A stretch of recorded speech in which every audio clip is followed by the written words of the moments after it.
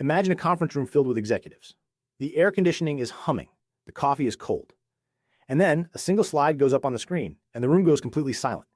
It was not a graph of rising stock prices. It was a bar chart that effectively rendered the junior analyst in the back of the room obsolete. This is not a hypothetical scenario from a sci-fi movie. This is exactly what happened on December 11th, 2025. OpenAI released GPT-5.2, and for the first time, the conversation is not about how cool the chatbot is. It is not about passing a biology exam or writing a funny poem. The conversation has shifted to a blunt, uncomfortable question.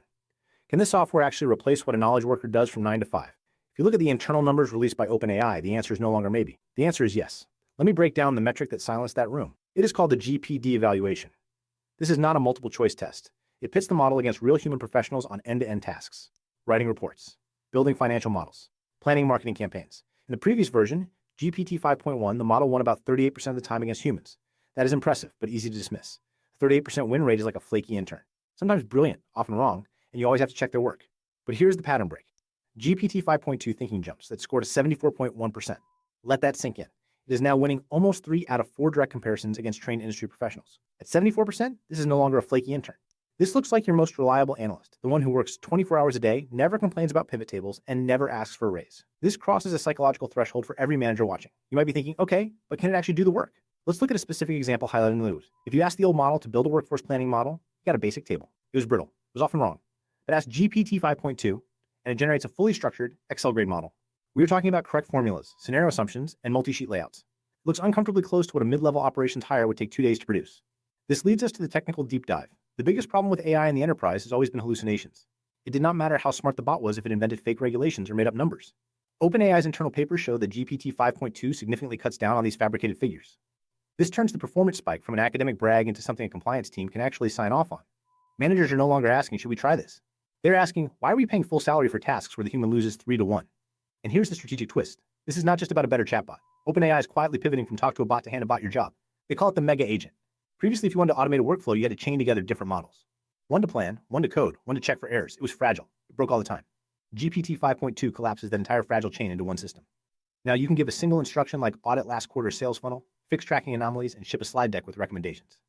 The model decomposes the task, plans the steps, calls the tools, and executes. It does not hand off. It does not get lost in translation. It just runs the play. This kills the latency and error risk that held back automation for the last 3 years. So who's the competition here? You might think it is Google's Gemini 3 Pro. And yes, on paper, GPT 5.2 is a direct answer to Google. It has higher reasoning scores and better tool use. But the real competition is not another tech giant. When a general model doubles its win rate against professionals, the competitive threat points directly at your organizational chart. It points at the junior PM, the research associate, and the paralegal.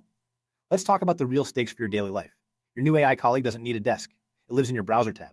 It handles the 19-tab spreadsheet and the 47-page contract nobody wants to read. Unlike previous tools, it behaves like a junior product manager. You feed it a messy Notion doc and a screenshot of a KPI dashboard, and it outlines a full investor update. It respects constraints. It highlights churn risk. It keeps the narrative consistent.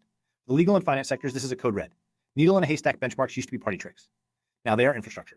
GPT 5.2 can ingest entire case archives, discovery documents, and email dumps. It does not just summarize. It traces who knew what, when, and why across millions of words. It finds a specific footnote buried hundreds of pages apart that changes the entire case. It does in seconds what a team of associates does in weeks. It is the same for science. Instead of asking it to summarize papers, researchers can now perform relational analysis. Find every experiment that contradicts this hypothesis. Track which measurement techniques correlate with outlier results. It is proposing follow-up studies grounded in the full historical record, not just a cherry-picked subset. This creates a terrifying efficiency gap between those who use these agents and those who do not. So here's the wake-up call. Good enough AI just died on a spreadsheet. If you're a manager, the incentives have flipped. You are no longer experimenting. You are looking at a tool that is statistically more reliable than your entry-level hires for structured tasks. And if you were that entry-level hire, the bar just got raised to the stratosphere. You can no longer be paid just to organize information. The machine does that now. We are entering the agentic age. The survival guide is simple. Stop trying to be the machine. Stop trying to compete on processing speed or memory. Start competing on judgment, on strategy, and on the ability to wield these mega agents to do the work of 10 people. The question isn't, will AI take my job? It's, can I run the AI that does the job? This story is moving faster than anyone expected. If you want a full breakdown of the specific prompts that unlock these capabilities, let me know in the comments below. Putting together a guide on exactly how to pilot GPT 5.2.